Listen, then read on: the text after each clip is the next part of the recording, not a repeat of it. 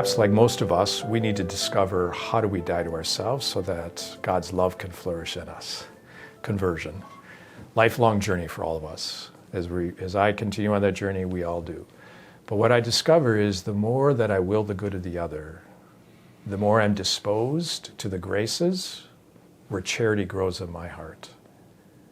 And then to let God flourish in and through me, whether it's in preaching, whether it's in my prayer, whether it's in my ministry, now as a bishop.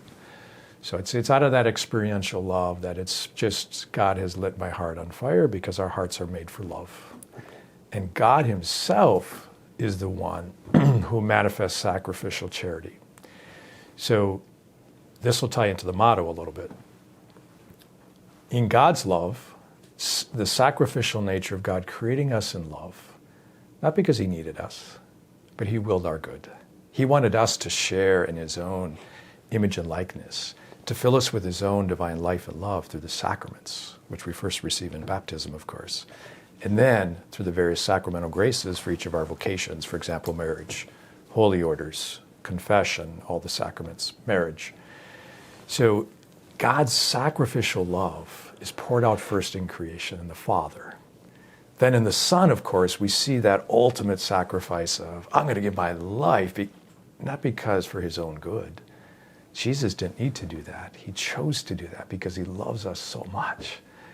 He willed our good by saying, I will step into this, take on all the sin of the world. I myself will enter into the Father's plan of salvation, which is the willing the good of the self and giving myself completely to the will of the Father. And that meant suffering. That meant sacrificial love. And of course, the image of the crucifix, the cross and Jesus on it. Sacrificial love, which of course, the great fruitfulness in the life of the church flourishes. The Eucharist, right? And then the Holy Spirit. The Holy Spirit's whole purpose is to manifest that love of the Father, the Son, that's so beautifully created and animated in their communion with one another, so that it flows into us. So if we use an example of not only in baptism, but in confirmation, we're asking for a strengthening of those first gifts of the Holy Spirit that are given to us. It's all for our good. That's the nature of sacrificial love.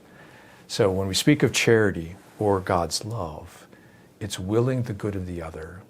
And it's not, what we have to remember with charity, it's not something that we create or I just got to stir up and I got to figure out how I'm going to grow in charity. No, it's all about receptivity, because the supernatural virtue of charity is a pure gift of God, just like the other supernatural virtues of faith and hope. So pure gift. All we need to do is receive it. And when we receive it, it changes the orientation of how we live and how we love. And then we discover, oh, what I have now is actually what I most want. Not my own will, not my broken desires because of original sin, whether it's selfishness or whatever. But no, it's actually seeking and willing the good of the other. And so what I found in my own life, certainly at times when I was a kid and as I've grown through my life, and even now as a bishop, that when I'm most focused in intimacy with God, spending time in prayer and reflection, trying to love and honor and serve God and serve others, that's when I'm happiest. I'm happiest when I'm filled with charity, and charity is what's motivating what I'm doing. I discover for myself that when I'm focused on myself, I look at all the things that I don't like, that I want to be differently, all the things that are like grasping for something, rather than this disposition of receptivity. And so that's why when you see love manifest in its various ways, marriage, is when you see a husband and wife laying themselves down in love for each other and for their kids and who God brings into their lives. It's that sacrificial opening of self, which is a gift.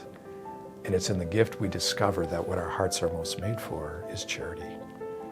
And it's charity that is the great measuring stick, if you will, for greatness in heaven. It's all about charity in the end.